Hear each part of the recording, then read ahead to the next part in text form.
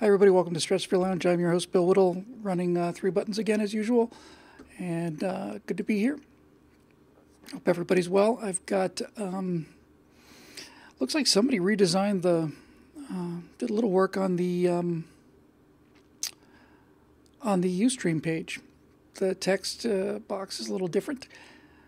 I still have the same problem where I cannot possibly understand why they would expect me to pay for per user minutes. I just don't understand it, but there it is, and we will be moving this thing to Twitch when we get a moment. I've never been this busy in my life, and I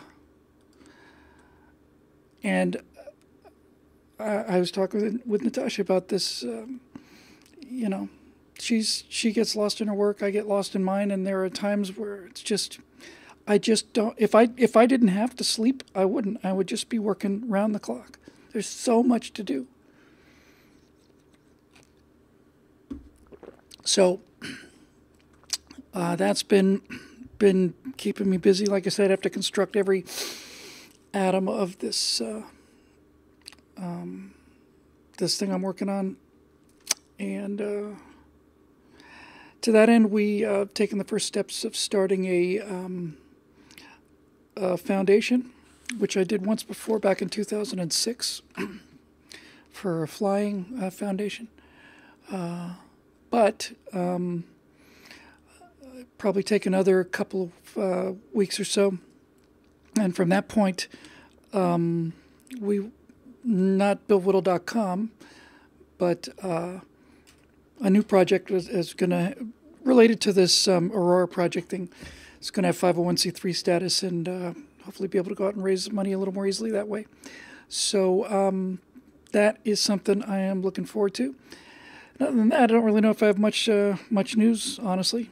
Nothing flies to mind. I think they just saw on the Facebook page the Star Wars right angles up. I'm going to try and write, if I can. I just can't believe I have the time to breathe anymore, honestly. I'm going to try and do a Star Wars firewall. And it's going to be about, just briefly, it's, they're saying that Solo's opening numbers have been so terrible because there's just too much Star Wars. Oh, Star Wars is too much. The fans can't take this much Star Wars. We have to give them less. That's why this movie did so poorly. And that's the thing that actually fascinates me the most about what I want to talk about, is just how impervious to evidence the progressive mind can be when they're deep in their wheelhouse. So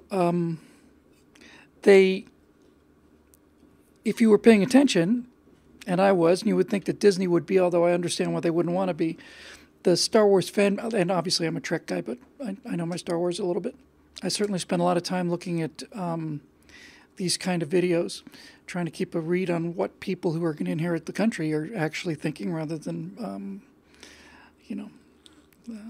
those that are going to be vacating the premises a little sooner than that. So anyway, there's just a widespread, informal, passionately held boycott of Solo. And I thought Solo was going to be much, much worse than it is. Suffers principally from the fact that I don't particularly like the guy who plays Han Solo. And he doesn't remind me of Han Solo in any way. And I think you have an obligation to do that, There's a guy out there, if I was... had a producer, I would have had this ready. I certainly included in the firewall. There's a guy out there who, young actor who did, like 7 years ago, did this really spot-on impression of Harrison Ford as Han Solo in the cantina. And you don't want to impersonate Harrison Ford, but you need to suggest him, right? You have to give us something to tell us, yeah, this is the guy you're so familiar with. Otherwise, just call it Dirk Lingdom, a Star Wars story, and give us a whole new character. If you're going to call it Han Solo, you got to give us something about Han Solo. I have a couple of other criticisms about the movie, but as people are pointing out in the comments here, Han Solo is probably the least social justice warrior of the bunch, but it suffered from the blowback on Episode 8, which is despised by people. Now, again, I always a Star Trek fan, and I like Star Trek, and when I was a kid, I liked Star Trek a lot, and I've always liked Star Trek. I mean, look at this office behind me and stuff. But I never considered Star Trek my religion. There are people that consider Star Wars their religion, and Natasha will testify to this. We were watching the movie in the theater a couple nights ago, and grown men in their mid to late 30s were just making sounds like 6-year-olds, just incredible. So I trying to start this by saying that I believe Star Wars has affected people much more than Star Trek affected me, and Star Trek affected me a lot, and so did Lost in Space, for that matter. So if you go out there and look at there is a political point to this, why I'm bringing it up here and why I'm going to do a video about this. It takes a lot to ruin the most popular franchise in the world, entertainment-wise anyway. You got to work at it over time. And certainly Lucas and Disney have been working at it over time. They've been working at it since probably, was it 1983 when Return of the Jedi came out? They've been working at destroying this thing from the beginning, which brings up another interesting question, which I'll probably just spend a few moments talking about, and that is who actually owns Star Wars. Because during the years after the original trilogy and before the prequels, which were appalling, although Episode 8 made them look like masterpieces, during that time, especially if you watch the Red Letter Media reviews of Phantom Menace, Attack of the Clones, and Revenge of the Sith, that's the best thing I've ever seen on the internet. It is without question those 3 Mr. Plinkett reviews, which are odd. But if you have not seen the 3 Star Wars reviews, I think they're like 8 pieces long. They're as long as the movie movies were. And they're absolutely brilliant. They're pretty funny, but they're absolutely brilliant. And I have to tell you that the guy who does this is putting the whole thing in this kind of is just sort of a weird sort of a loner pervert guy, who's got bodies down in the basement and stuff. And okay, I mean, Mystery Science Theater had to have a frame around it too. What's wrong with your face? But they're brilliant, and they're not brilliant just because they're funny. They're brilliant because the guy who does them, and I've forgotten his name, it'll show up in a second. And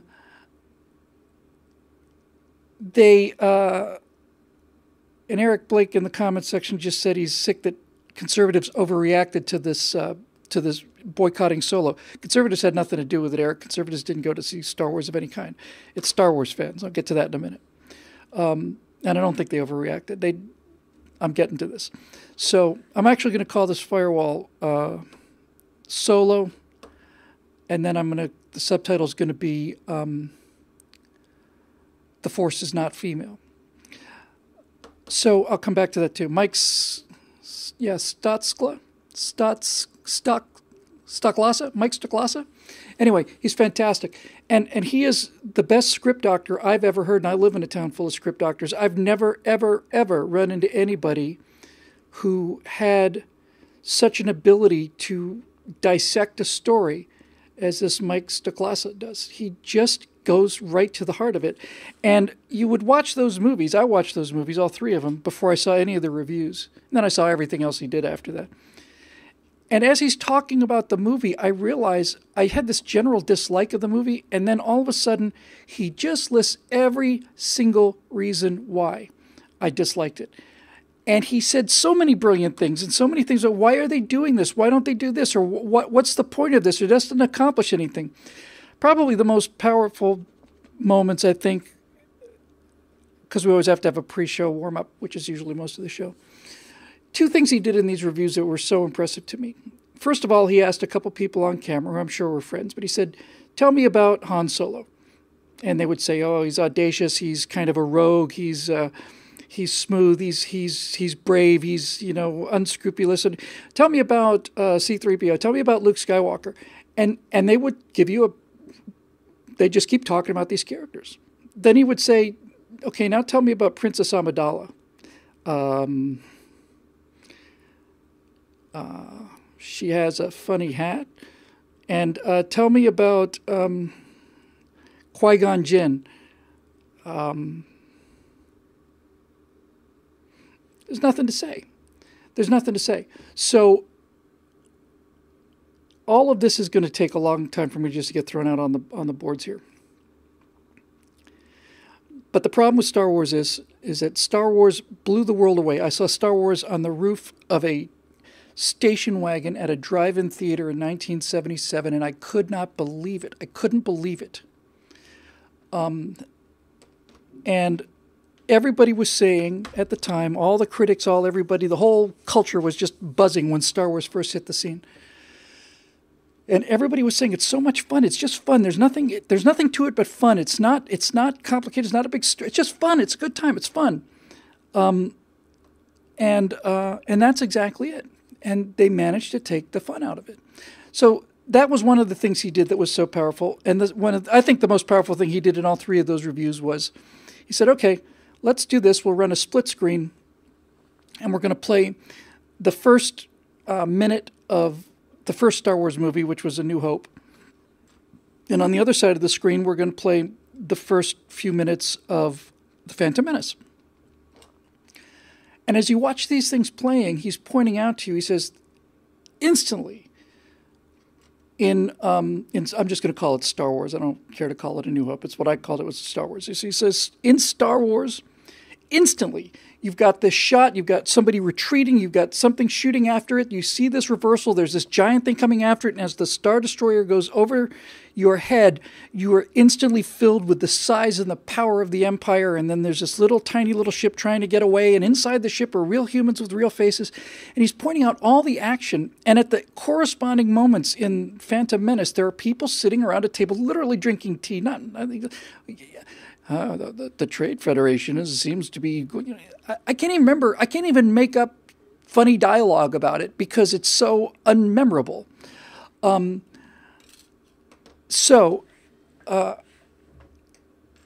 come the prequels. So here's like the bigger political point.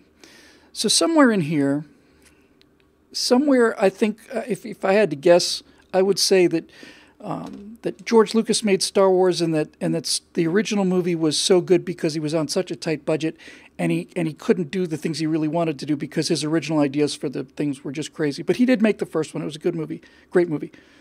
And then along comes the second one, Empire Strikes Back, and I think after that, George Lucas started a 40-year sulk.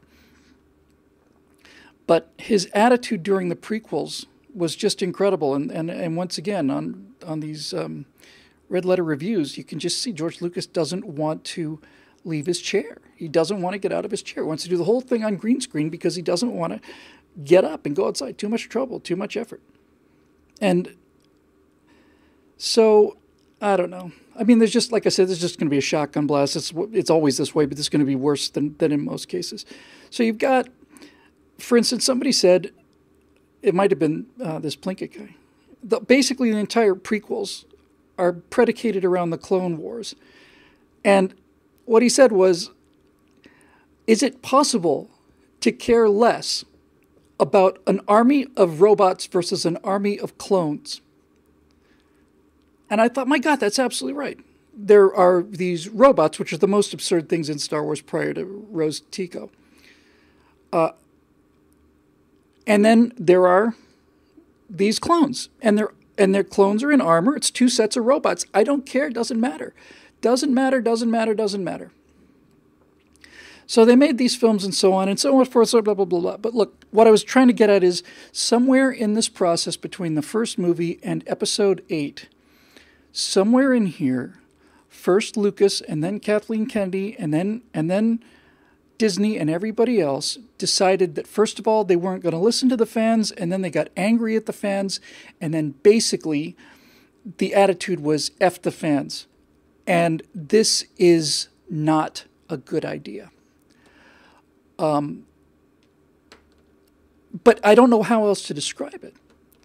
So you get the reboot and it looks like, oh man, it looks like Star Wars again. Hooray! And it did look like Star Wars. Felt like Star Wars in live action instead of all this nasty CG, and everything's awesome.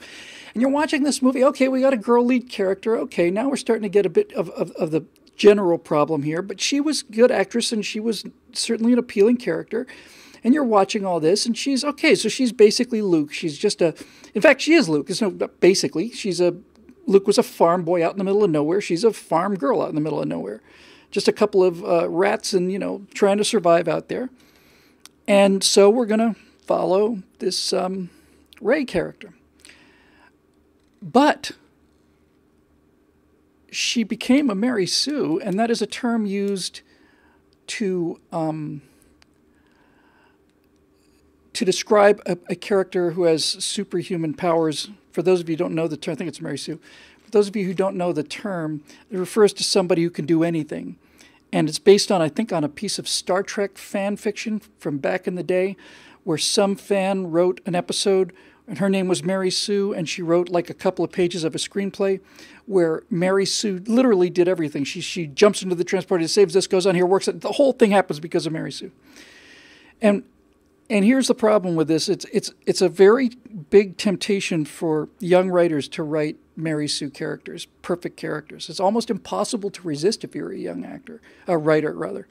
Because what you're trying to do when you begin writing is fiction, is you're trying to fix the injustices of the world, and especially in your life. You want to go back and make things better than they were. And so everybody wants to write characters that they would like to be, and when you don't have much experience, you don't want bad things to happen to the character. And you want to protect the character, and you want the character to be heroic, and you want him to do all these things. So here's what it comes down to. With the case of Luke Skywalker, it took us 3 whole movies for him to start training, drop out of training, try to start training again, realize that he's not trained, understand that he doesn't have the power to beat Darth Vader, and then find the emotional maturity to throw the lightsaber away.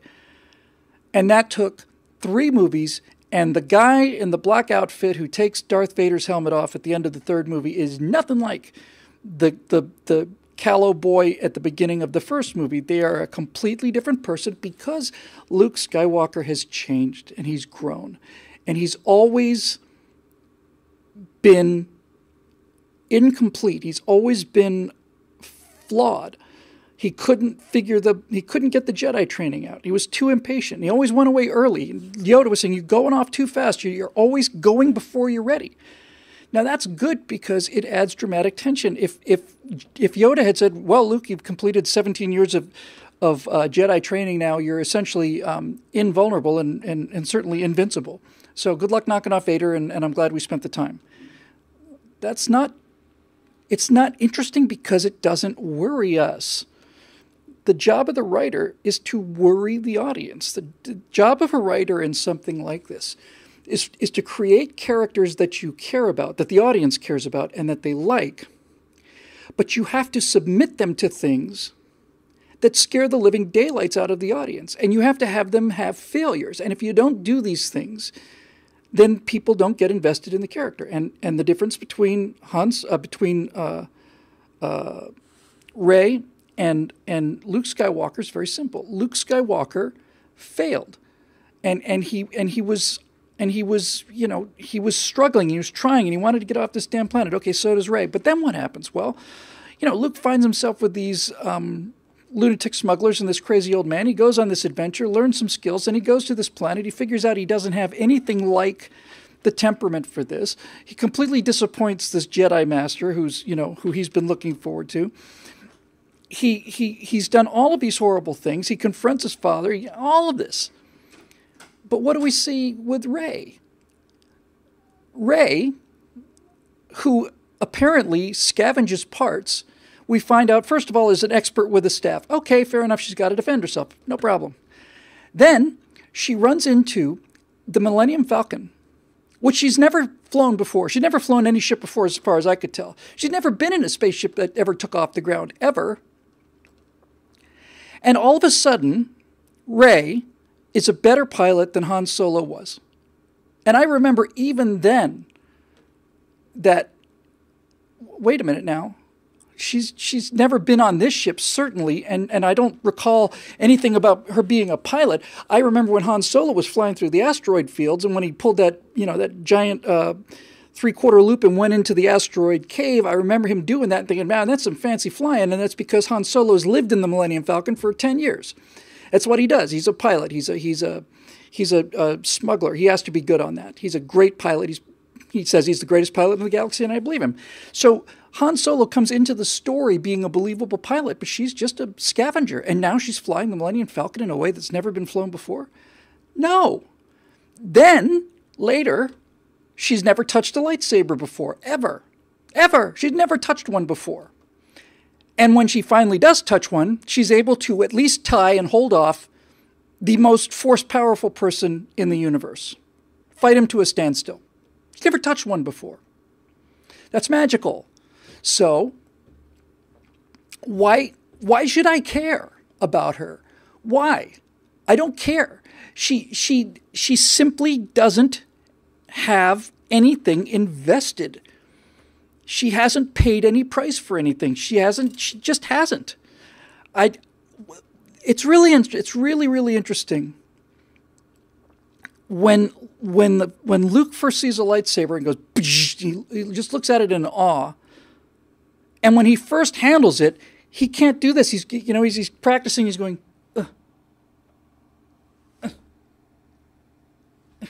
In other words, he's learning how to do the things he's going to have to do, which means that he starts off in a worse place than when he ends up.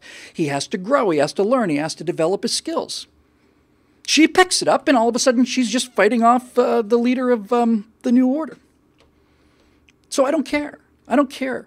Okay, so you're magical. Fantastic. That's great. You're the greatest pilot that ever lived in the galaxy. You're the greatest lightsaber master ever lived in the galaxy. Luke Skywalker, under the training of the greatest Jedi master of all time, spends months, presumably, weeks certainly, trying to figure out how to raise a simple rock off the ground. And this woman's instantly able to do whatever she needs to do with the Force. It's ridiculous. It's just terrible. It's terrible. It's bad, bad, bad writing. So speaking of bad writing, here's where it really, you really begin to realize where they went off the rails. We find out many years later that when George Lucas wrote, or was at least directing the production of Return of the Jedi with the Ewoks, that was the first mistake they made, by the way, was the Ewoks. If you really want to go back, look at the Star Wars timeline, the first real mistake they made was the Ewoks. That was supposed to be the Wookiee planet, but they decided, no, if we make them little cuddly teddy bears, we'll sell more toys than we would if we made them into Wookiees. And this is one point of all the things that the guy, Mr. Plinkett, said in his reviews. This is the one thing he got so right that I almost tattooed it on my arm. He was talking about the decision to make the first movie about a small boy. And he said the reason they did it was because it had become so popular with children that little boys wanted somebody to identify with. And then he said the greatest sentence I have ever heard, I think, regarding writing. He said, but imagination doesn't work that way. And he's absolutely right. He's absolutely right. Imagination doesn't work that way. If you're an 8-year-old kid, you don't want to pretend to be a 6-year-old kid. If you're an 8-year-old kid, you want to be Han Solo. You want to be Luke Skywalker. You want to be an adult. Imagination only works upward. It never works down, ever. You can want to be somebody with more power than you, but you never want to be somebody younger than you, less than you. So that alone was the first mistake. We're going to make it for kids, and we're going to do the Ewoks, and we're going to make them cute. Well, they weren't cute. But you find out that George Lucas had said that basically his entire purpose was that the Ewoks were the Vietnamese and the Empire was America. All right, George, thanks for the help. we've given you more money than anybody's ever been given for movies before. You've basically taken every single dime that any one of us ever had, and now you're telling us that the secret message of Star Wars is that America's the empire. Thanks, man. Thanks a lot. I'm one of those people. A little bit ashamed to admit this, actually. I was kind of cheered. I was happy when some of the Ewoks got blown up. I just hated them. I hated them. I thought they were ridiculous. And they swing a log, and these two logs on that go this far crush the armored sides of an Imperial, walker. Sure it does. So right around that movie, they started to get away from telling a good, fun story about good and evil. And that was kind of the first of the FUs, but it was a relatively minor one, kind of an in-joke, really. Jar Jar Binks was a very bad writer's idea of what would be funny, and he wasn't funny. He immediately turned the fans off. And if Lucas had cared about his product rather than his ego, he would have said to himself, my God, I've made a terrible mistake. First of all, I should probably hire a writer. And secondly, everybody hates this character. Whether he liked it or not, it's not relevant. Everybody hates him. He's not funny. He's not interesting. He's just plain annoying. So somebody who had made a mistake of that magnitude, certainly me, because I've had a little humility beaten into me, if I'd written a character that was that much of a mistake, my response would be, oops, let's show him into the closet and make sure that name never, ever comes up again. Lazy. And of all the things they did that are just lazy, is this midichlorians thing. How are we going to show that this young boy has the most powerful force presence we've ever met?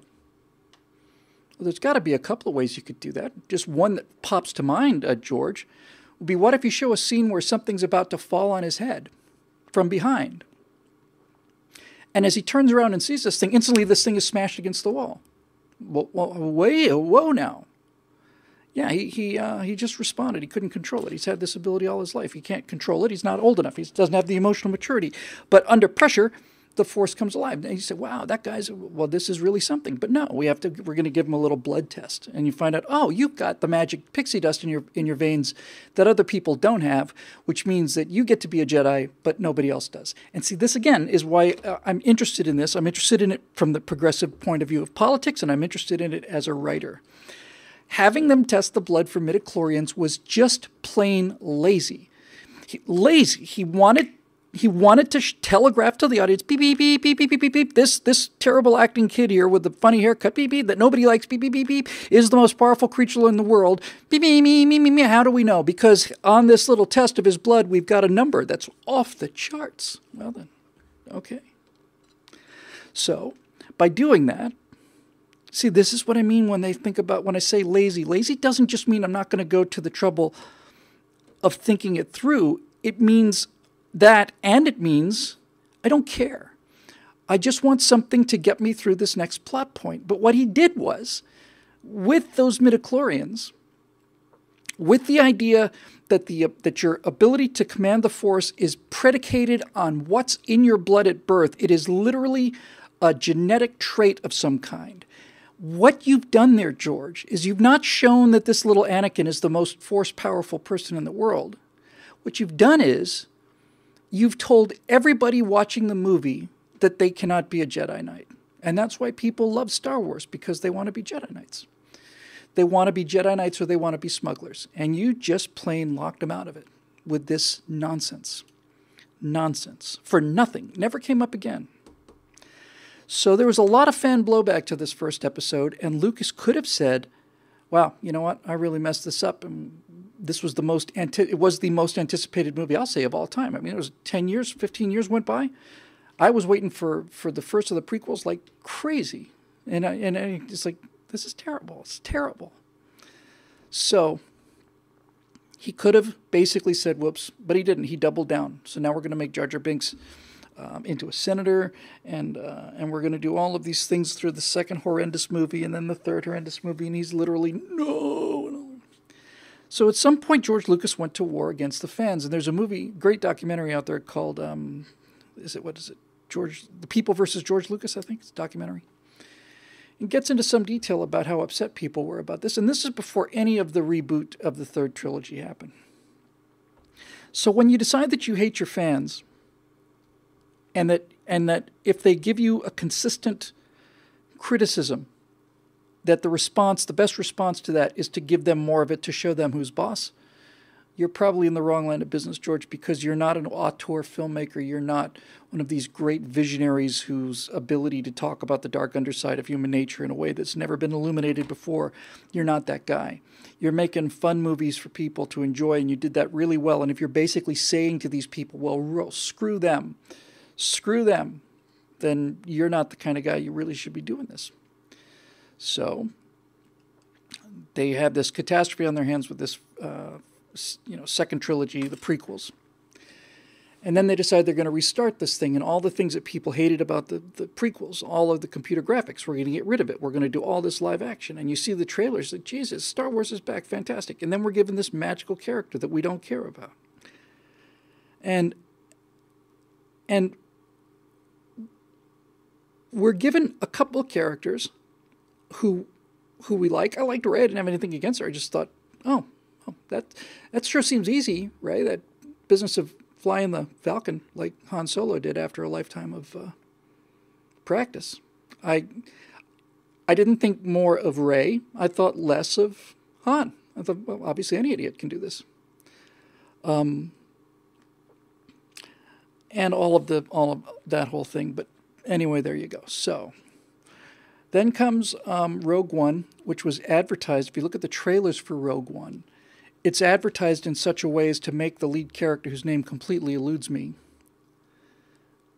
into kind of this Scarlett Johansson super warrior assassin. You look at how the trailer's cut, you are given the impression that she's this badass, hard-as-nails warrior who's going to come in and lead this mission of some kind.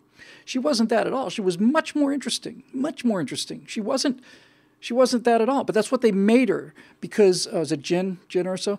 They made her into that, you see, because, and this is the point of the entire firewall, I'll get there eventually. They made her into it because it's important to the progressives that there are as many women warriors as there are men warriors, and this is where everything starts to fall apart. When you see the producer of Star Wars, Kathleen Kennedy, the executive producer, when you see her wearing a T-shirt that says the Force is feminine, or female rather, the Force is female, she might as well be saying the Force is white. I mean, really, it is an FU statement to the fans. How dare they question this? Look, it's pretty simple, really. If you look at an audience, the first day audience of Star Wars, you're going to find probably, I'm going to say at least 4 out of 5 of those people are men. And when you say the Force is female, you're telling your audience to go F themselves. And, okay. So, in the episode 7, what have we got?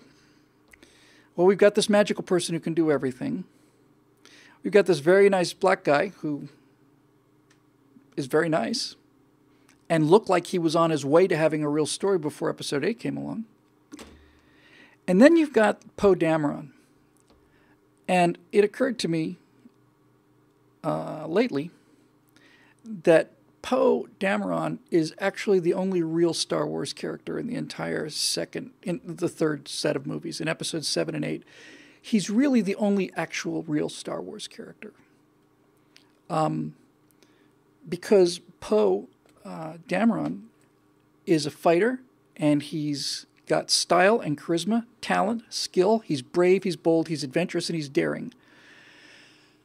And he belongs there.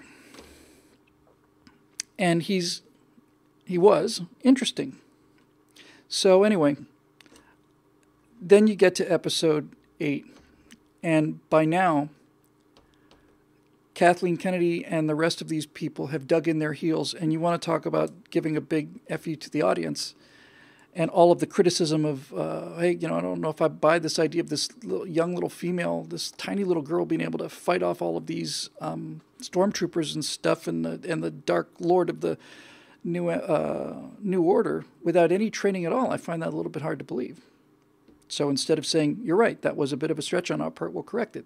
They said, well, F the fans, you know. Who are you to tell us how to make these movies? We'll tell you how we're going to make these movies. And then you get to episode 8.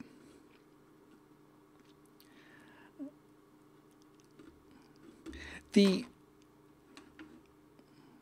Last Jedi, here's what I actually think about this.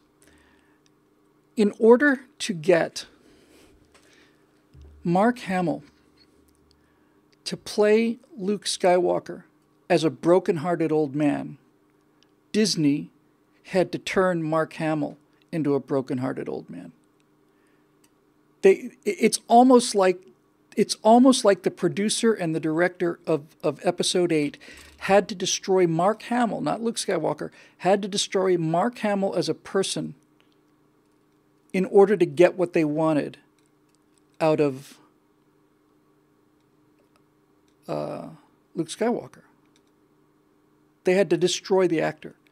And there are scores, maybe hundreds. Well, there's certainly hundreds of videos. But you can see Mark Hamill after the movie's shot, but before it's released.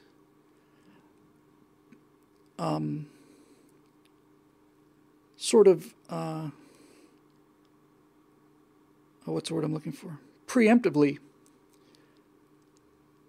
attacking what they made him do. And again and again and again and again, and Disney must have just been losing their mind over this, must have just been losing their mind. Because again and again and again, Mark Hamill would do interviews, and he would just come out and say it. He said, he'd start out being polite, it's a different director, different vision, and then they're right, it's not the same age, it's kind of, it's time for new things. But you could tell he didn't believe that because he is Luke Skywalker. It's his whole life. That's his entire life.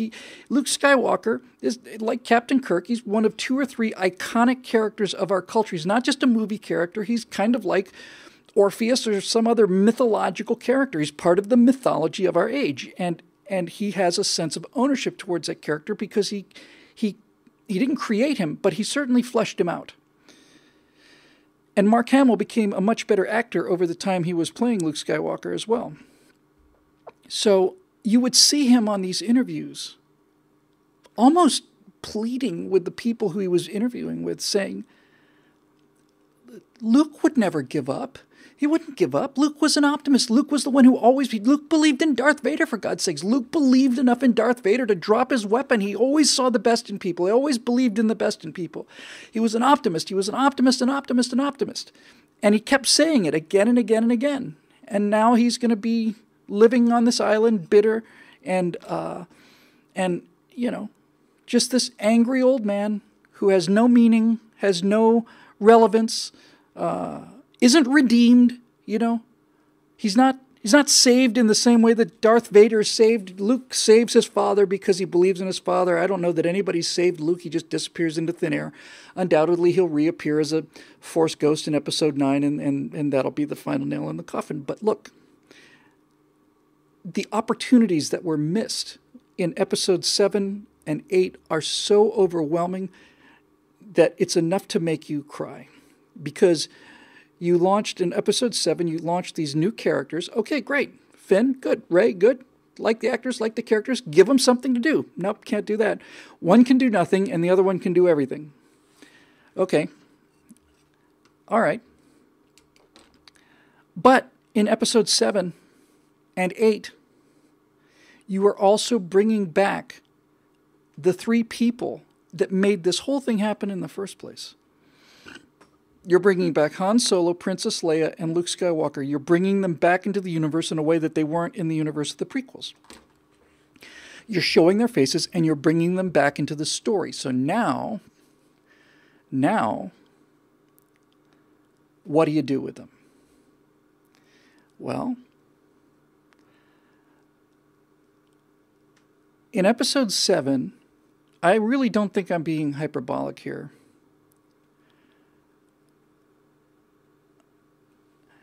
In episode 7, J.J. Abrams and Kathleen Kennedy took what might be the single most iconic character of our age. Certainly he's one of the top 3. Again, make a fairly compelling case. You took the best loved character in the entire pop culture. In the entire pop culture. You took the best loved character in the pop culture and you turned him into an old, homeless bum. And you did something much worse than that. You turned him into an old, homeless bum, and you didn't save him from being an old, homeless bum. You didn't rescue him. You didn't tell us why he became an old, homeless bum, and you also didn't save him. And of all of the movies I have ever seen in my entire life, and of every single story I've ever thought about and read about in history in my entire life, I have never and will never see anything as pointless and as huge of a wasted opportunity as the way that Han Solo dies in episode 7. He's the most popular character in Western civilization. And if you're going to kill him, and I understand that you may have to, maybe the actor wants to kill him, but if you're going to kill him, you had better damn sure kill him for something worth his death. You ought to make sure that he dies for something worthwhile. He better do something important. Not necessarily heroic. That's probably a pretty good way to go, but he's got to do so. It's got to mean something. It's got to be about something important. When he fell into that pit, I thought, okay, he's going to come back. He's good. They're going to pull a kind of a, he'll be clinging onto the bottom of the thing like Luke was in Empire Strikes Back. Surely, it can't be that Han Solo has been run through by some goth punk in the middle of Death Star 2 and simply falls away to his death for no reason. That can't be possible. It can't be. But it was. It was. If you look at that episode 7, you like Spock's death, Dave Wellman. Yeah, that's awesome, David. That's right. When they killed Spock in Wrath of Khan, when they killed Spock died to save the entire Enterprise. Spock died to Death Star 3. Thank you, Viper check. When Spock died, he died to save his friends. He didn't do it to save the mission. Didn't do it to save the ship. He gave his life to save his friends, and that's why that thing had such power. Because Kirk and everybody else knows that they're only alive because of the sacrifice that this guy made, and he gave his life to save his friends. That's what Han Solo should have done. He should have given his life to save his friends. Who are his friends? Princess Leia and Luke Skywalker, none of whom ever see each other in the same screen in the first movie ever. And of all the things in that movie that I hated, part of it I liked, but of all the things I hated, you go back and watch episode 7, and when Princess Leia, General Leia now, of course, who, by the way, is the most inert general I've ever seen in terms of a commanding officer. I don't know that she's ever done anything. But you watch Leia's reaction when she feels through the Force that the only person she's ever loved in her entire life, the only man she ever loved in her entire life, ever, when she realizes that he died, she sits down with a look on her face like she'd just been turned down for a credit application. That's about the magnitude that she brings to it. Now, I understand Carrie Fisher had so much surgery that maybe she just simply couldn't move her face anymore. And I could not connect the person in that movie or episode 8 to the Princess Leia of the movies. I just couldn't connect the two. I could see Mark Hamill looks like a really old Luke Skywalker, and Harrison Ford looks like a really old Han Solo. But Carrie Fisher didn't look anything like Princess Leia. But put that aside for a minute. What happens? She sits down.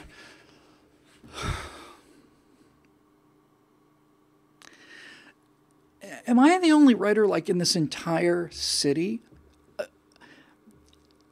If you're gonna kill Han Solo, you better make it for a reason. But you didn't do that.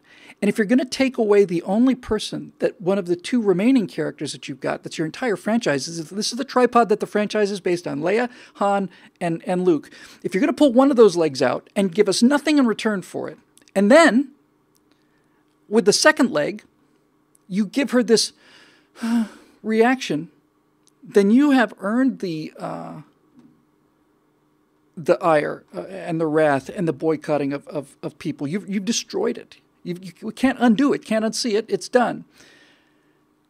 Just as an example of somebody who's not as lazy as some of these writers are, if you given me that moment, I would have had Leia in the moment. I would have had Leia in the moment of giving commands and giving the most inspirational speech. I'd give her a Henry V moment.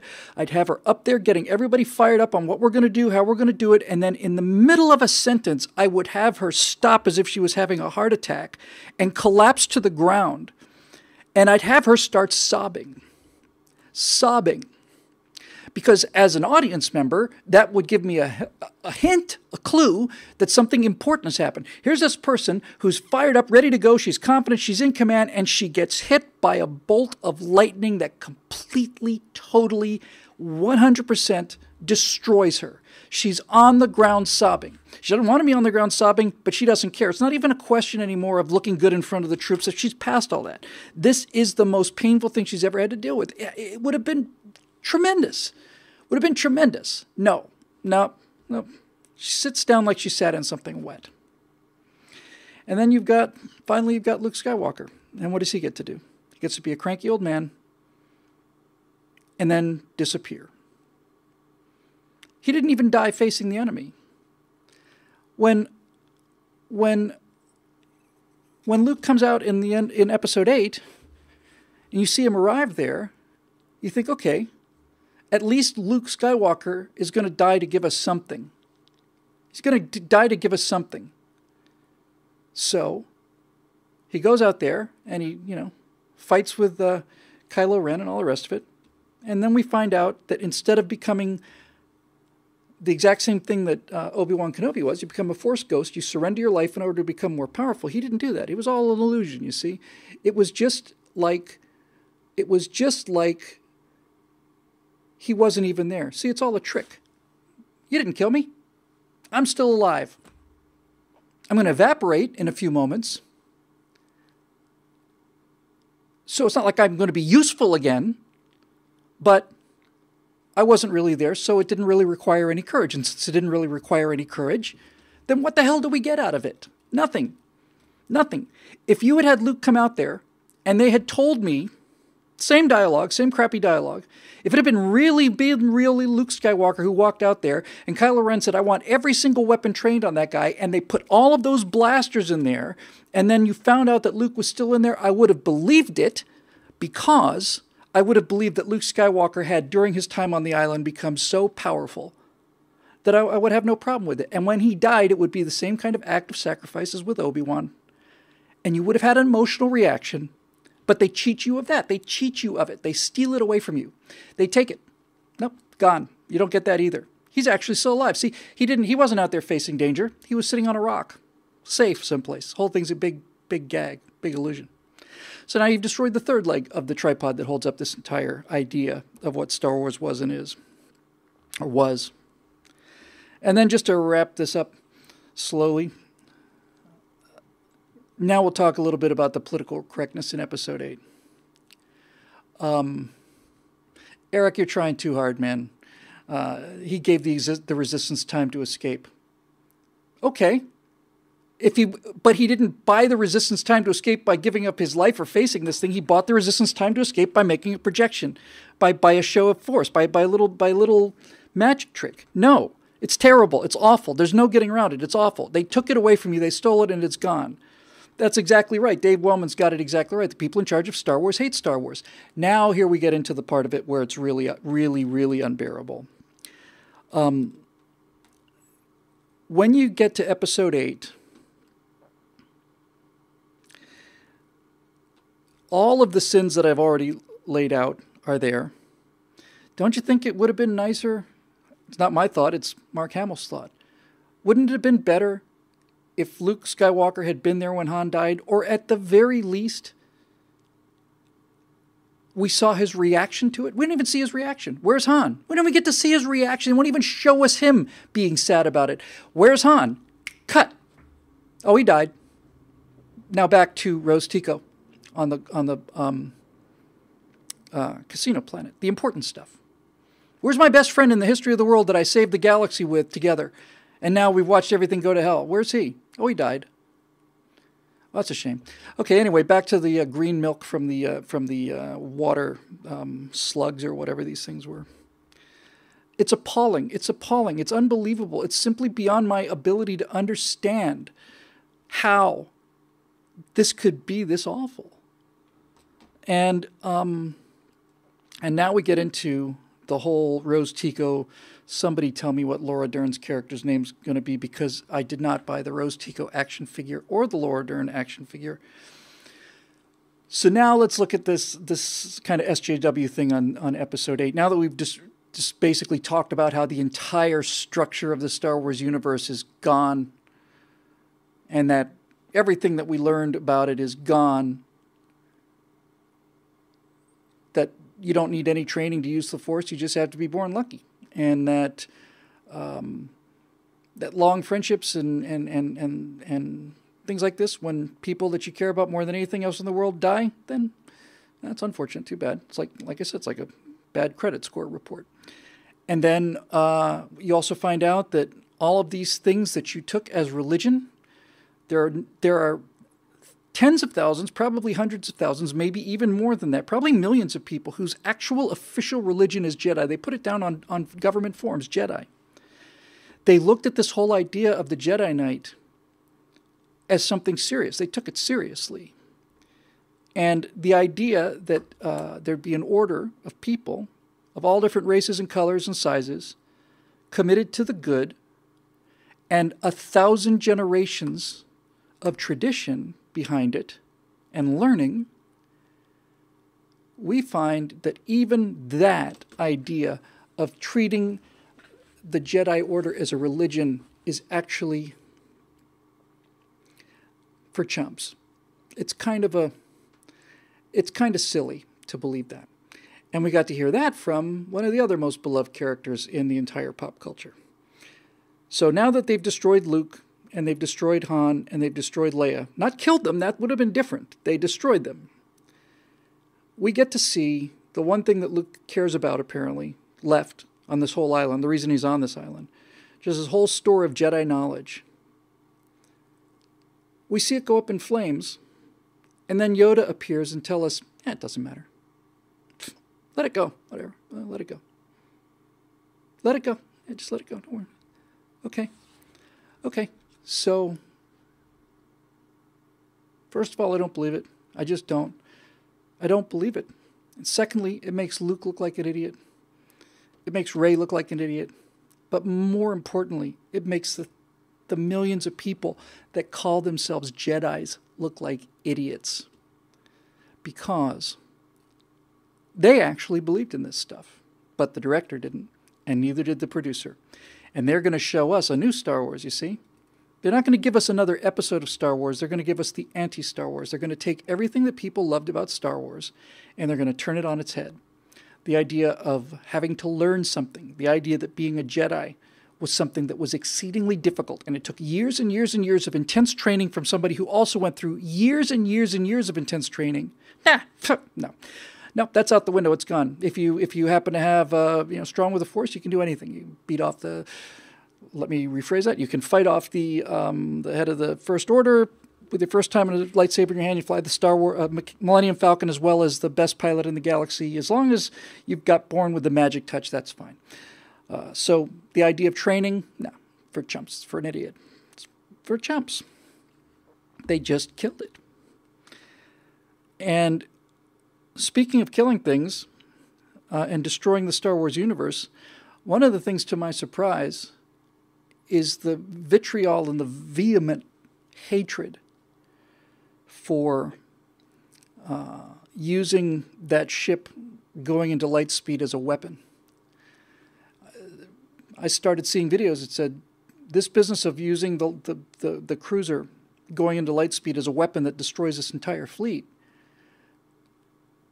is the end of the Star Wars universe as we understand it. Because, as somebody said, well, why don't we just take a 100-ton rock and put a light speed hyperlight engine on the back and launch 50 of them at the fleet?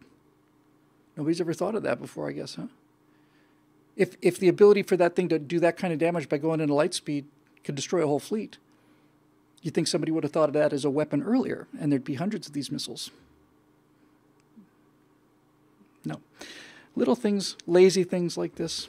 And by the way, if somebody's going to give their life to save the rebellion, did it have to be Miss Purple Hair? That couldn't have been Leia's role? Couldn't have been Leia that sacrificed her life to save her friends? Couldn't have been her? You know? Why? What is she going to do in the next episode? What is she going to do? Is she even going to appear in it? What is she going to do that would have equaled saving the last remnants of the rebellion by giving her life and having Purple Hair just not be there at all? Why was she even there? What did they need her there for? Laura Dern's character is an exact duplicate of Princess Leia. They don't need both of them. You only need one or the other. And I think Plinkett said this. He said Qui-Gon Jinn in the prequels. He said Qui-Gon Jinn and Obi-Wan Kenobi should be combined into a character called Obi-Wan Kenobi. In other words, there's nothing that Qui-Gon Jinn did that wasn't Obi-Wan's job. So, why did Admiral Holden, or whatever her name was, why did she sacrifice her life? We've never seen her before. Everybody hated her. She's on camera for, 4 minutes? Completely new character with no backstory at all. None. And at the climactic moment of the movie, we find out that the person who sacrifices themselves isn't Leia. Leia's running along with the rest of them. She's running away with everybody else. Some unknown character they drag out of the closet someplace, put her in a chair, have her go charge into this thing. I know they were trying to get, Barbara Streisand or Helen Gurley Brown or somebody like that to play her. But why? Why? What do you get?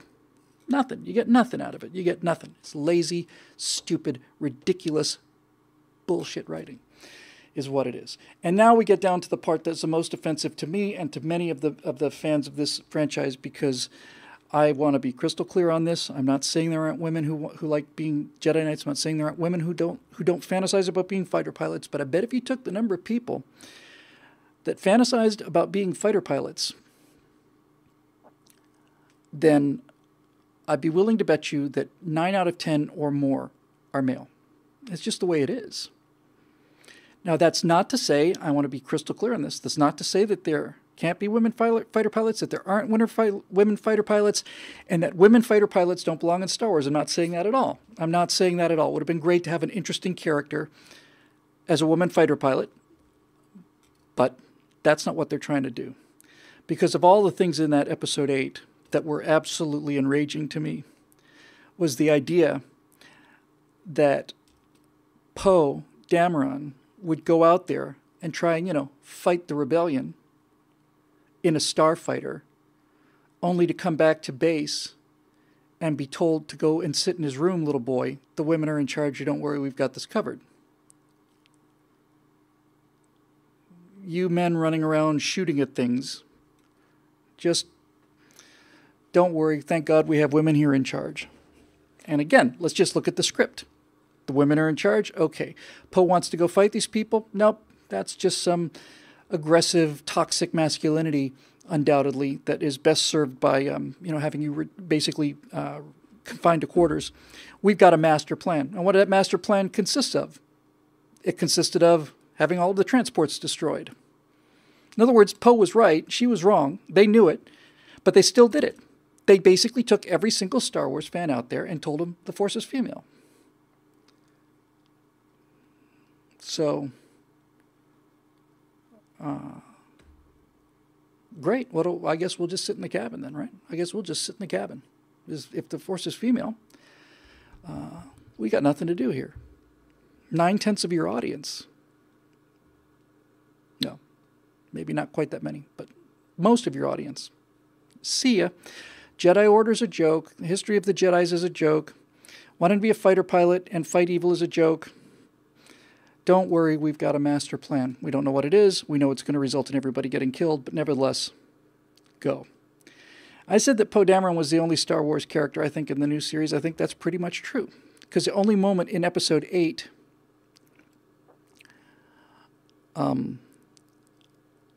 only moments in Episode 8 that felt like Star Wars was when he was in his X-Wing. By the way, I know I said a lot of bad things about Episode 7, but in Episode 7, when you saw those X-Wings on the deck of the water, they're, 2 or 3 feet above the deck, and they're coming in at, full speed, and you basically see them put those foils into attack position, and you see X-Wing fighters coming in on the deck, coming into the fight.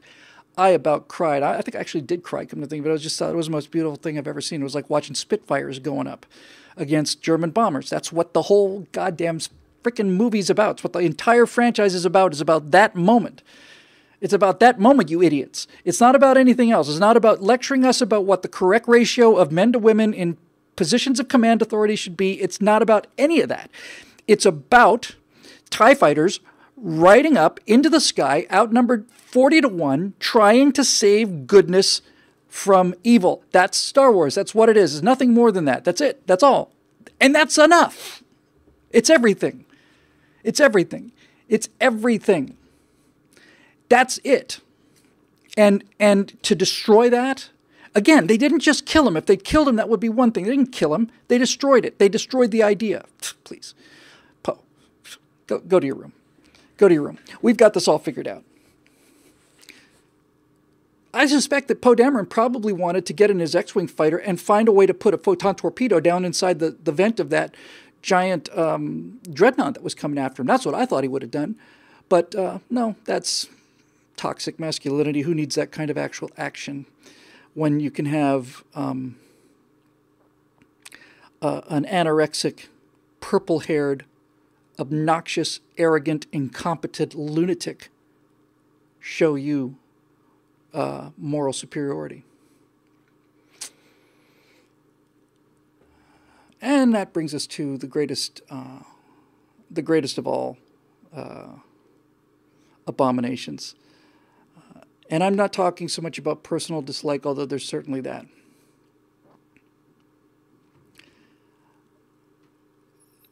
Rose Tico is the Wesley Crusher of the Star Wars franchise. Rose Tico makes Jar Jar Fett look like Jar Jar Binks look like Boba Fett. Rose Tico is it's not just a worthless character. It's beyond any understanding. She's not just an appendix. She's not just an appendix. Because if she was just an appendix, she'd be wasting time. She is an anti-plot device. She is a device designed to destroy a plot. And let me tell you, just as a writer, how she destroys the plot. We have been willing to take the assumption that the old tripod, Luke, Han, and Leia, is going to be replaced by the new tripod, which is Rey, Finn, and Poe. Okay, good. Got it. I understand. Well, except that we're not going to give you anything for any one of those three characters. We're simply going to just dump them in the garbage without so much as a thank you, as I've just expressed.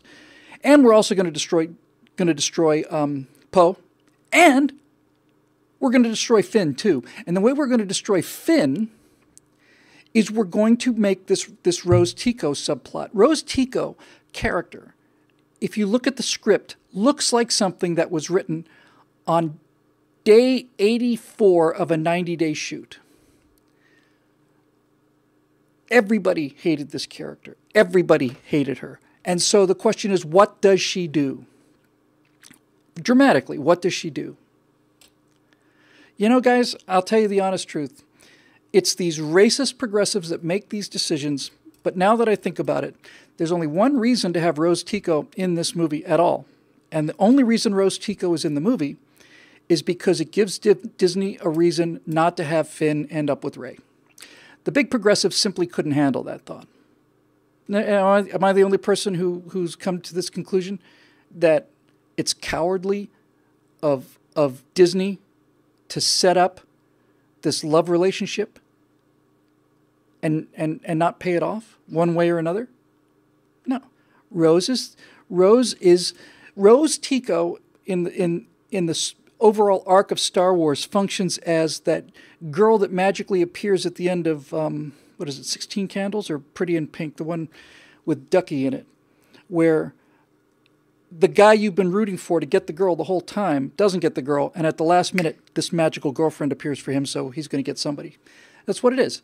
They basically simply said, well, we don't want to go there, so now we have to have a love interest for Finn.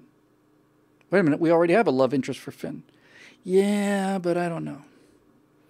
I don't think anybody would have had any trouble accepting it except for these progressives. So we invent this character. And as T-Dog Lie says, she's Asian. That's why she's in the movie, because we have to have an Asian. Okay. But when I say she's not just an appendix, and she's a plot destroyer, what she... It's a strange brain I have. What Rose Tico is Rose Tico is carbon monoxide. She's carbon monoxide molecule. She's a carbon monoxide molecule because she bonds to Finn and takes Finn out of the bloodstream. She takes him out of the story. She takes him away from the story.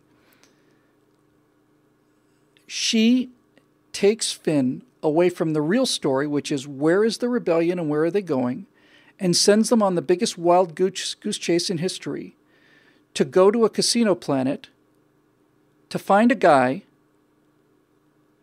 who doesn't do anything and that doesn't affect the outcome of the story in any way.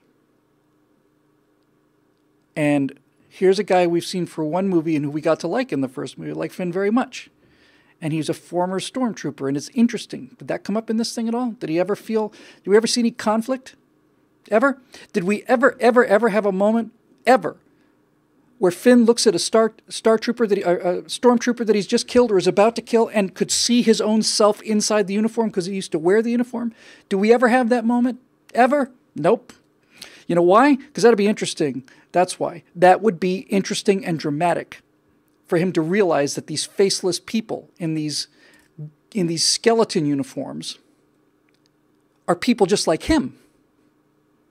That would be interesting, and that would be challenging, and that would be thoughtful, and all the rest of it. If he were to reach down with that awesome guy in Traitor, they're calling him, that stormtrooper in Episode 7 with the, oh, by the way, that little electric arc thing, we were told that lightsaber can burn through anything except for anything with a little sparkly, taser electric arc. That'll stop it, apparently. But he's got this in Episode 7. Finn has this fight with this guy. And it's a good fight because it starts out great. The guy's calling him traitor. It's like, I'm in. All right, this is interesting. This is human. There's something at stake here. So, all right. So Poe kills the guy. And then what happens? Nothing. He walks on. If Poe Dameron had killed that guy, and he did, after this big fight, after he called him a traitor, and he pulled off the helmet, and you saw just somebody's face there, anybody, a person's face, a human being's face, then you would start to realize that this whole thing is more complicated than we have given it credit for, because either stormtroopers are people or they're not. And when you made Finn into a stormtrooper, you took the not people off the table. They're no longer robots that can be murdered with impunity. They're actual people. So once you've committed to the fact that they're actual people, you have to then live in that world. And you have to now you have to deal with the fact that all of these white targets that you've been shooting at for the last 40 years, and little sparks exploding on their useless armor, all of those people are real people too. And now we have to deal with that. But no, that would require skill and talent and writing and patience and rewriting and thought and all the rest of the things they don't want to put into it. So Rose Tico is there to make sure that Finn doesn't get Rey as a reward, and she's there to take him out of the story, but mostly she's there so that Kathleen Kennedy and the director, whose name I've forgotten and simply do not remember, could get their social message across, that they could finally get out the giant hammer that would beat the message into the heads of the people. And the message is, women are better military commanders than men are. This macho male toxic masculinity idea of actually wanting to go out and fighting is really just kind of a form of childishness. Human relationships don't mean anything. The history and preserving things like, because the Jedi books that burn, that's the Constitution, right? Don't you understand? Don't you see? That's the Constitution. It's the sacred documents. It's the foundation of the entire society. It's the foundation of every good thing that ever happened in the history of the galaxy is because of these documents that created the Jedi Order. The Jedi's protected goodness throughout the galaxy, and I am going to watch the lead Jedi sit down and laugh as it burns. It's like watching Thomas Jefferson sit up and Constitution. You know, there was a time for that. Just let it burn, man. Let it burn. You know, it's time to move on past the Constitution. Let it burn. You know, F you. Honestly, seriously, guys, just go to hell. You can just go to hell. Honestly. So, Rose Tico is there to also prevent another one of the moments that could have meant something, because they got Finn off to a good start in episode 7. They completely stalled with him in episode 8. You only got 3 movies with this guy that count. You've taken away the middle one. You've taken him away from the movie. He's not even in the movie anymore. He goes someplace and does something nobody cares about, has no effect on the story. So if you're going to do that to Finn, why at least don't you let him give his life to save the rebellion? That would be heroic. If you're gonna simply vacate the role, then kill him in a way that means something. Have him go into that thing and blow it up. I would care about that. Nope. Nope. Nope. Rose is going to crash into him, which was almost certainly fatal by any reasonable definition of the word, neither one of them being force magical, right? And she's going to crash into him and stop him from saving the people in there. She's going to stop him from doing something heroic. Why? Well, because she loves him. Because we don't, what's it? I don't even remember the ridiculousness of the lines. We don't fight, we love, or we don't fight the things we love, or we don't lose whatever. It's called Star Wars. Star Wars. It's not star sociology, and it's not star studies.